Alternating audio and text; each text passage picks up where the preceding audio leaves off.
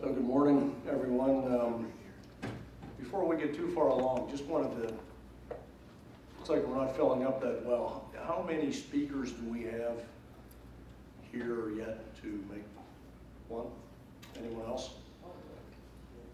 So we're going to move a little slowly for 10, 15 minutes, 20 minutes, see if more arrive, so we give a good chance to get involved with us. But in any event, so while we're waiting, we'll go through some introductions and our statement of purpose. I'm Dave Walsh. I'm the chairman of the search committee. I was appointed by Chairman Marchena back in November to the role of chairman of the search committee for the presidency. And we have a number of members of the committee here this morning. I'd like to have them briefly introduce themselves and describe their affiliation with the university. So beginning with Rick Walsh. Hi, I'm Rick Walsh. Been affiliated with UCF for 40 years as a volunteer, retired, chair emeritus of the Board of Trustees. Good morning. I'm Gordon Chavez. I'm the Associate Vice President for Enrollment Services in our Division of Student Development and Enrollment Services at UCF. I've been with the university for about 18 years, and I'm honored to be a member of this committee. Good morning, I'm Manoj Chopra. I'm a professor of civil engineering and UCF's NCAA faculty athletic rep, and I've been a faculty member for 25 years. Good morning, I'm Conrad Santiago. I'm a financial advisor with Ameriprise Financial Services, and I'm also a former founding trustee of a university. Good morning, Michael Manglardi. I'm a partner with the law firm Martinez Manglardi, 1984 first-gen grad from UCF, and very proud to have two sons who have graduated from UCF, a third son currently studying there, and a fourth son who only recently received his letter of acceptance to the Honors College. So I've been involved with UCF in a number of ways since graduating since 1984. Hey, Mike, thank you. President Hitt has transformed UCF into the institution it is today. Finding our next visionary leader is a monumental responsibility. Dr. Hitt's success has ensured that this search will attract national attention and interest. I can assure you it already has. And like my colleagues, I'm quite honored to serve in this committee, and our work represents one of the most important tasks UCF has ever faced. In fact, the chair of the Board of Trustees gave the search committee in his charge the challenge that the future of the university rests upon our wisdom. So with that in mind, I wanted to share just what we've done to date and what's coming next in our search. As you know, the president announced his intention to retire back on October 24th, 2017, effective June 30th in this coming year. The trustees voted unanimously to confirm the search committee formation on November 3rd. 15-member committee includes representatives from faculty, the staff, student body, alumni, trustees, Florida Board of Governors, and the Central Florida community at large. We held our first meeting on November 20th and second meeting on December 4th, and in that meeting, Parker Executive Search was selected to assist UCF in attracting the best candidates from around the country.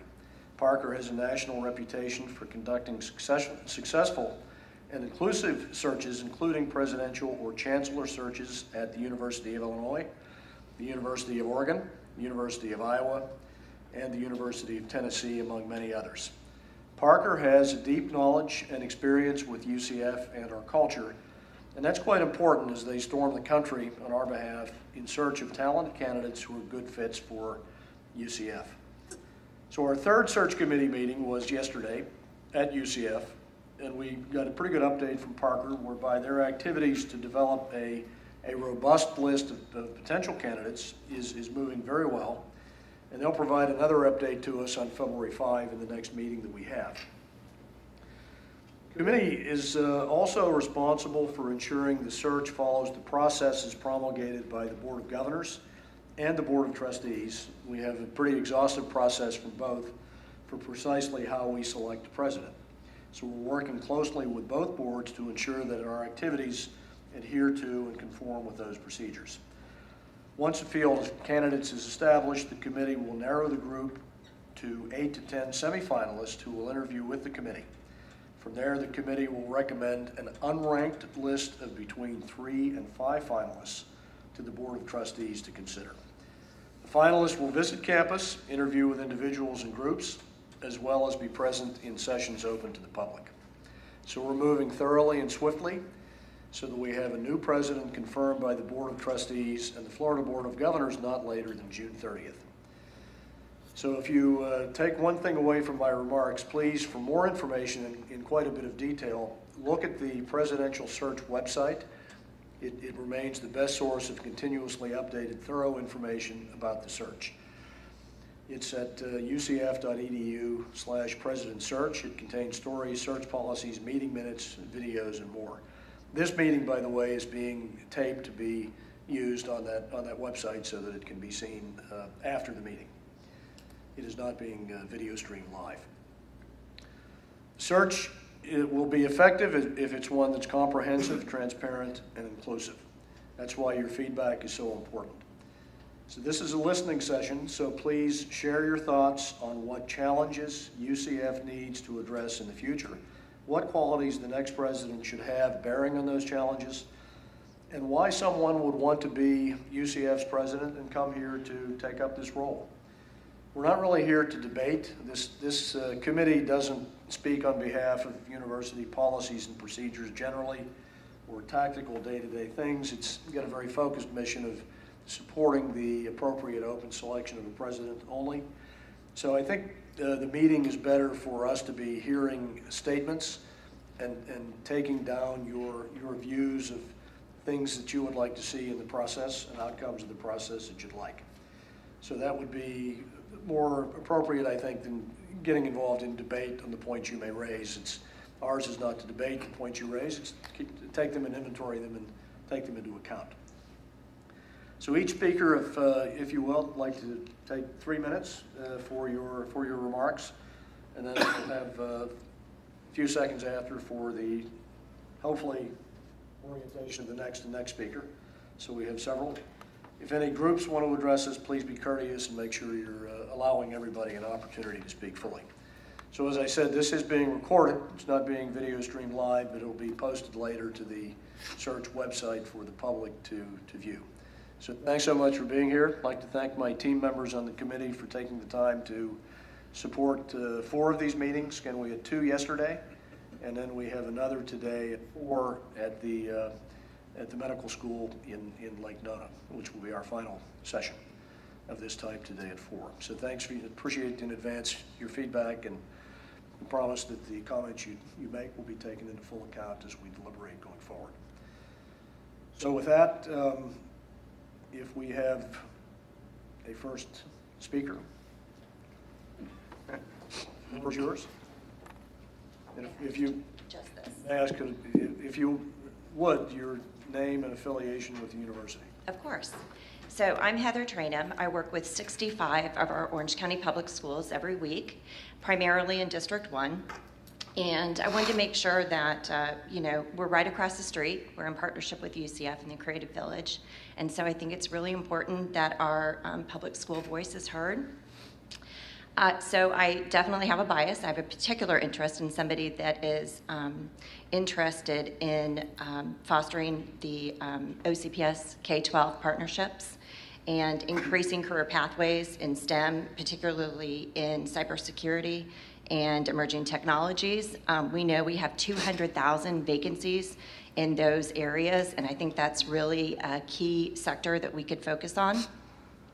I think we also need to focus on teaching, primarily in the areas of innovative recruiting practices. We have the 2nd largest employer in Orange County in OCPS, and so we have a market economy for teachers, recruiting them and retaining them. I also think we need a president who will help grow the private sector with adjunct teachers to K-12. I think there's an opportunity there, certainly.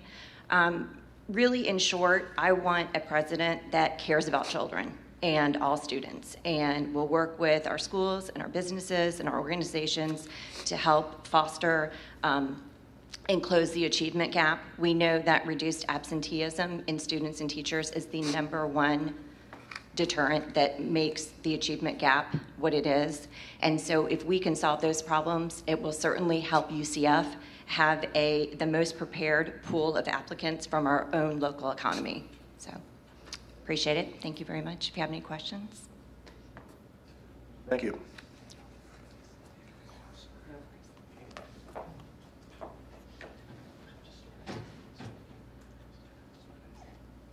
We have anyone else this time who would like to offer up some comments?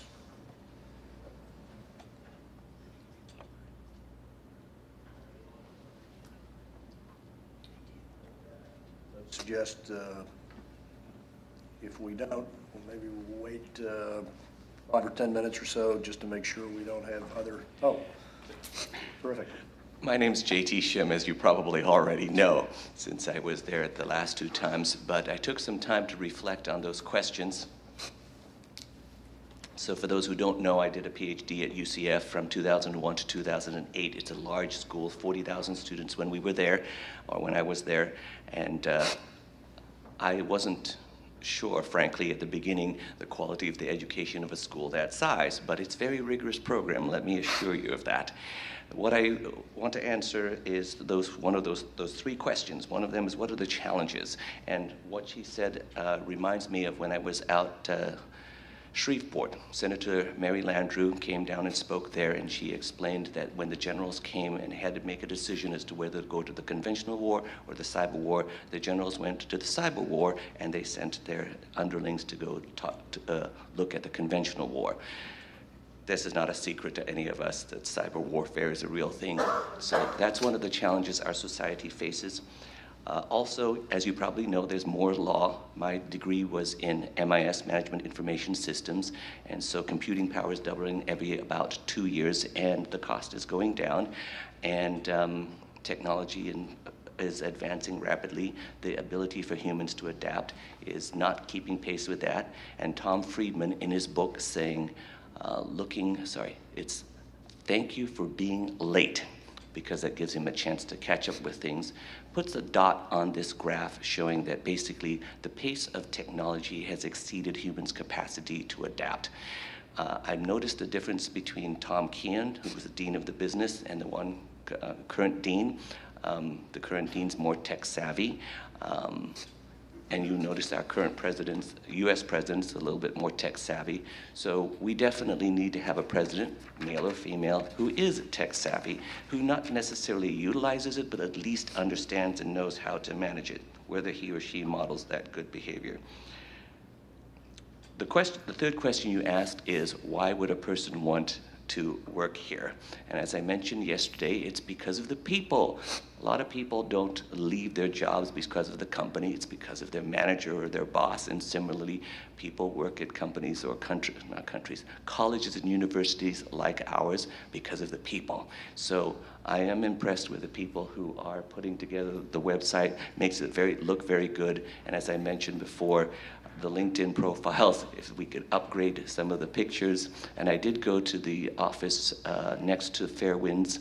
I think that's the Career Center, and they say they do pictures there. That's part of what they do, is to make their students look good. Thank you very much.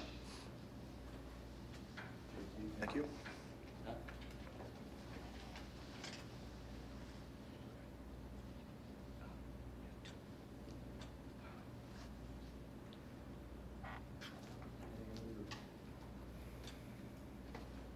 Comments, observations, remarks on the process?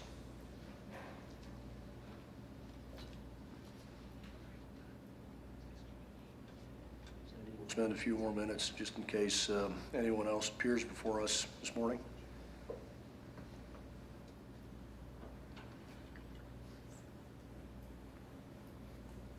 Send out search parties.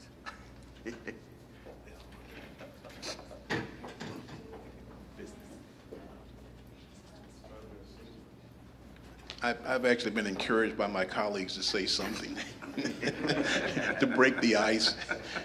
I'm Lyman Brodie. I'm Associate Dean of the College of Arts and Humanities. And of course, I know most of all of you.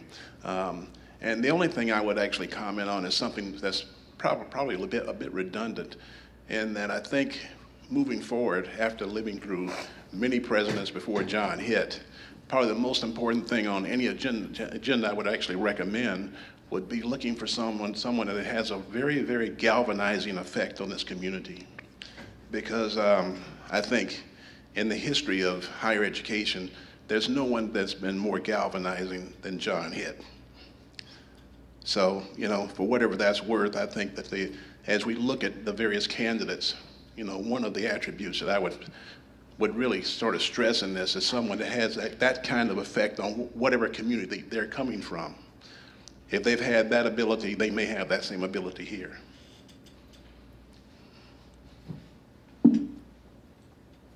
Thank you.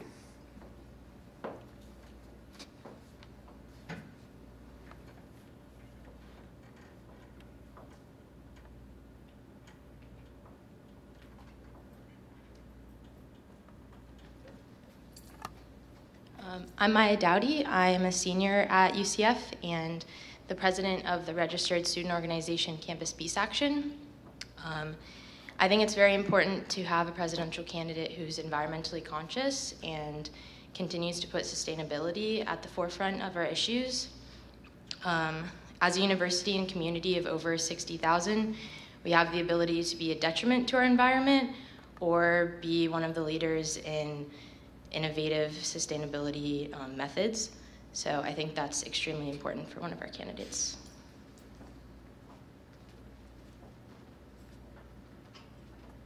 Thank you.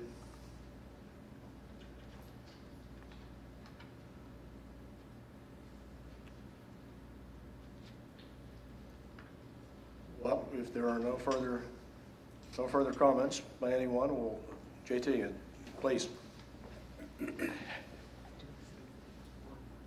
Okay. Yesterday, some of the people mentioned about the fact that they felt that procedural justice was not, the complaints about nefarious behavior around the campus was not taken seriously. And so my suggestion is the next president has to have a good sense of procedural justice. Sometimes we don't know if these accusations are correct or not. I'd hate to make a type 1 error and falsely accuse anybody of, I think, what was it, roofies? Yeah, but we should take those things seriously. I would recommend that the committee watch that Gretchen Carlson in a TED Talk, which she's been on the cover of Time magazine. She's also written a book, I think it's called Be Fierce, and it's horrible what happens to a lot of people, and I think that we should protect our students. You know what I'm talking about, Felicia, it was in the news recently. So part of my concern about procedural justice is when I was there, I applied for a scholarship, and after I did 97% of the work, the person in the law department says, "You're not eligible." And I says, "There's nothing in the rules that says that I'm not eligible." He says, "But you're a graduate student." I said, "Nowhere does it says that graduate students are excluded." Long story short, Patricia Bishop overrode me and put me back in eligibility, but of course I didn't win. And here, it's been a decade since I graduated, and I still ticked off about it. Procedural justice, and that's just a scholarship. That's nothing invading my private space or anything like that. So my suggestion is procedural justice is definitely very important. I think that's all I have to say on that one. Thank you. Thank you.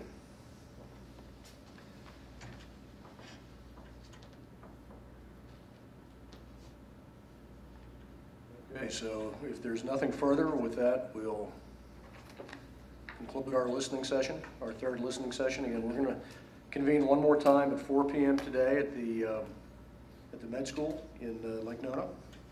So I hope any of you return who would like to and comment further. We appreciate your support of the meetings and the comments that you provided.